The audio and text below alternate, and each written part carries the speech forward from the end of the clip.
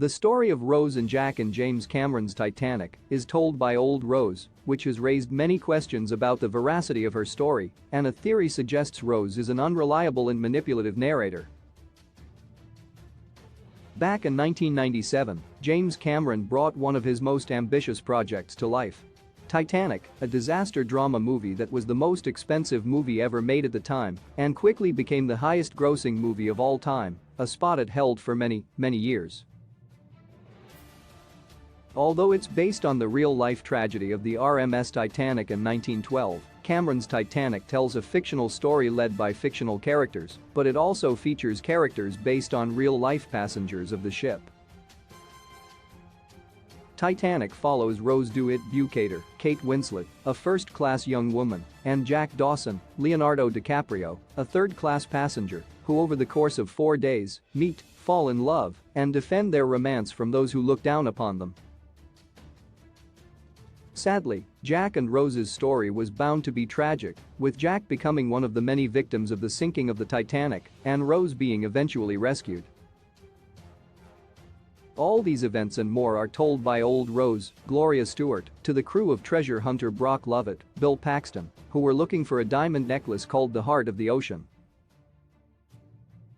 Instead of revealing what happened to the necklace, Rose focused on telling the story of her romance with Jack and her experience during the sinking of the Titanic, but some details in her tale have raised some eyebrows over the years. Rose has been labeled as an unreliable narrator, but a theory goes a bit further and also calls her manipulative, as she projected some of her guilt and regret onto certain characters. Why Rose was Titanic's storyteller? The events in Titanic kick off when Lovett and his team, after recovering a safe from the wreckage of the Titanic, find the drawing of a young woman wearing the necklace they have been looking for. Rose sees the drawing on the news and contacts Lovett, telling him it's her on the drawing, which quickly gets Lovett's attention, as that meant she knew where the diamond could be. Rose, along with her granddaughter Lizzie Calvert, Susie Amy, are brought aboard Lovett's research vessel, where she opens up for the first time about her experience aboard the Titanic and her romance with a young man named Jack Dawson. To Lovett's surprise, Rose didn't reveal much about the Heart of the Ocean and its possible owner or location, and she focused more on her tragic love story and their fight to survive as the ship sank.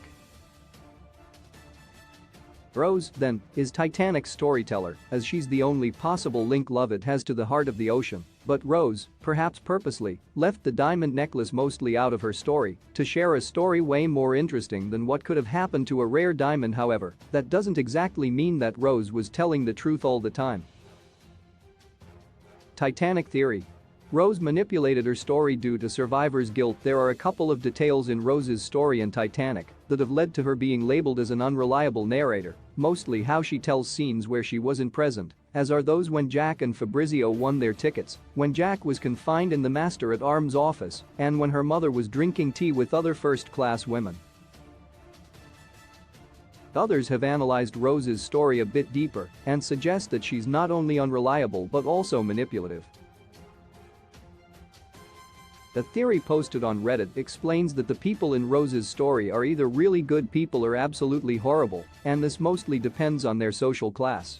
The good ones are those from third class, and the awful ones all come from the first-class side of the ship, with a couple of exceptions, such as Molly Brown, Kathy Cates, and Thomas Andrews, Victor Garber. The author of the theory explains that Rose could have forgotten most of the details of the people she met on the ship, but she remembered that Jack was a good man, while her fiancé Cal Hockley, Billy Zane, was arrogant and abusive. Rose also remembered her mother as manipulative and selfish, but this could be in big part out of guilt for abandoning her family after the sinking of the Titanic. Let's not forget that Rose changed her name to Rose Dawson when she was rescued. In Rose's story, almost all those who died were remembered fondly, while most of the survivors, such as Cal, her mother, and Jay, Bruce Ismay, Jonathan Hyde, are portrayed as the worst. The author, then, suggests this was because Rose assigned some of her survivors' guilt to the rest of the survivors, who were mostly from the first-class side, and because of this, throughout Titanic, first-class passengers are portrayed as selfish and rude, while those from the third-class side are saints. This distinction between the attitudes of those in first class and third class can be justified by Cameron and company, showing that money doesn't automatically make a person good or bad, but when seen from the perspective of Rose being an unreliable narrator, it takes a whole new meaning. Rose most likely dealt with survivor's guilt for some time, and if she projected it onto her tale, that could completely change the stories and perceptions of various characters in Titanic, mostly Cal and Jack.